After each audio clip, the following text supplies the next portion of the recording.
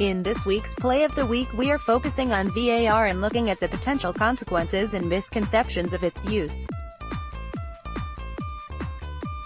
While watching the World Cup, it is clear that on occasions referees are not making decisions because they are relying too much on the VAR to help make the decision for them. In a way, FIFA have encouraged that by instructing VARs not to signal in tight offside situations, so the decision can be reviewed if a goal is scored. However, it is apparent that certain VARs are taking the advice too literally and keeping the flag down even when the decision is so obvious they should be making it. Top VARs in the modern game are so good that they keep their flag down in tight situations anyway, and their decision-making is extremely accurate. By FIFA instructing them to keep their flag down in tight offside situations, they are insulting the standards of the world's best VARs, the ones who are hiding behind this instruction by not raising the flag on obvious offside situations would suggest that maybe those individuals are not the best in the world.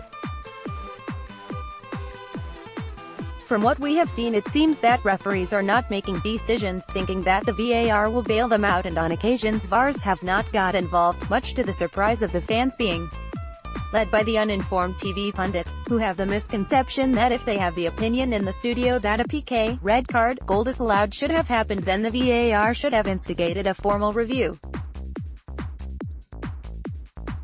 No, it is not the case that the job of the VAR is to re-referee the game. It is for clear errors only. So what constitutes a clear error?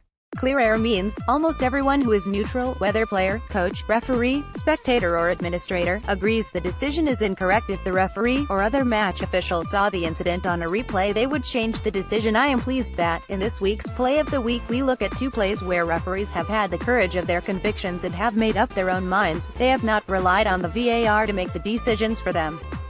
The first play is from Toronto FC v DC United, when Toronto's Jonathan Osorio goes down inside his opponent's penalty area under a challenge from DC's Luciano Acosta. Referee Robert Sibiga from an excellent position waves away the appeals. United's Zoltan Stieber then breaks out of the penalty area and immediately launches a counterattack. He takes the ball down the other end and crosses the ball for his teammate Paul Arriola to score. https://wp-content/uploads/2018/06/pk.txs_uploads/2018/06/pk.txs_1.mp4. If it was ultimately decided that it should have been a penalty to Toronto, it would be a nightmare for VAR. If this happened, DC's goal would be disallowed and the PK would be awarded to Toronto. This is why referees are encouraged not to allow this to happen. So at the moment that Stieber took the ball to a safe zone, perhaps when he gets to the halfway line, a clear goal-scoring opportunity does not look apparent at this point. IFAB would like the referee to stop the game until the check on the PK is complete. Remember, every potential PK decision is checked, and then either award the PK or a drop ball. However, this would have been totally unfair on United, as it would have ultimately denied them a goal. Sibiga had the courage of his convictions to allow play to continue based on his confidence in his decision-making. All referees should embrace this concept, or VAR will create a game where it is being re-refereed. In the second play from the game between Montreal Impact and Orlando City SC, when City's Oriol Rosell commits a lunging foul on Impact's Mateo Mancosu, referee Armando Villarreal from an excellent position and viewing angle decides the foul is reckless and shows Rosell a yellow card.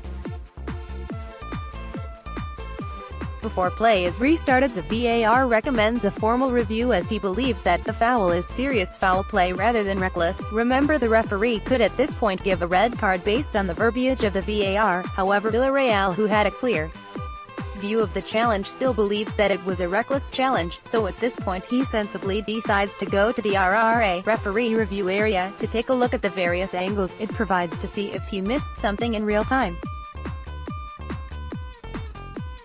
There is a misconception that if the referee goes to the RRA he is obliged to change his original decision. However, having studied the incident thoroughly again on the screen, he is satisfied that his initial decision is correct. He has the courage of his convictions and the confidence in his decision-making, and so stays with the caution for a reckless foul.